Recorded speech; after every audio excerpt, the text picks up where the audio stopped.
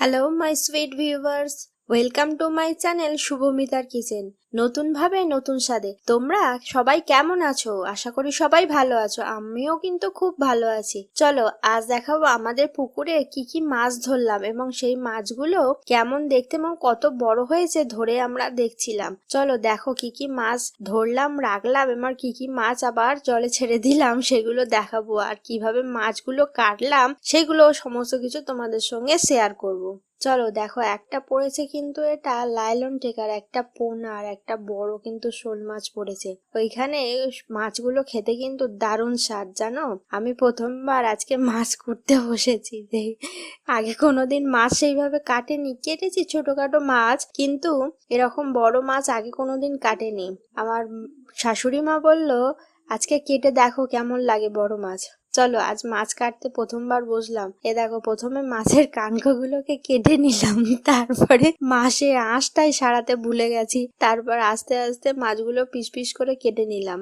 তারপর ওই যে বড় লাইলন টেকার মাছটা দেখলে, ওইটা কিন্তু বিশাল বড় ওয়েট ছিল, প্রায় 700-800-র কাছে।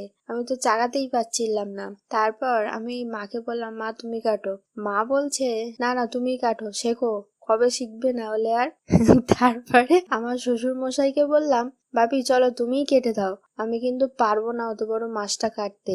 বললো চলো দেখি আজকে পারি কিনা। বলে আমার শ্বশুর মশাইকে দিয়ে কিন্তু মাছটা পরে কাটিয়েছি, তো আমরা পরে দেখতে পাবে। দেখো এই মাছটা প্রথমে আমি কেটে নিলাম, বুঝতে পারছি না কি করবো রে এবার কি করব। তারপর দেখো আস্তে আস্তে মা বললো পিত্তিটা আলাদা করে দাও। পিত্তিটা আলাদা না করলে কিন্তু ওই যে মাছের মুড়োটা সব তিতো হয়ে যাবে। এরপর আস্তে আস্তে পিত্তিটা আলাদা করে ফেলে দিলাম। এবার মাছগুলো ছোট ছোট পিস করে নেবো, পিস করে আলাদা করে রাখবো এবং এর পরের মাছগুলো আমার শ্বশুর মশাইকে দিয়েই কাটাবো। চলো তোমরা দেখো আস্তে আস্তে। এই দেখো কেটে ফেলছে মাছগুলো কেটে একটা একটা করে পিস করে রাখছে। তবে দেখো মাছগুলো কিন্তু অনেকগুলোই পিস হয়েছিল, যেহেতু বড় মাছ না। প্রথমে পোনা মাছটা কাটা হয়েছে, লাইলন টেকার মাছ অনেক মাছ পড়েছিল, কিন্তু সব ছোট ছোট মাছগুলো ছেড়ে দেওয়া হলো আর এই মাছগুলো কেটে রান্না করা হবে। এই মাছের কি কি রান্না করলাম, কি কি রেসিপি করলাম সেটা কিন্তু অন্য কোনো একদিন দেখাবো। চলো আজকের মতো টাটা।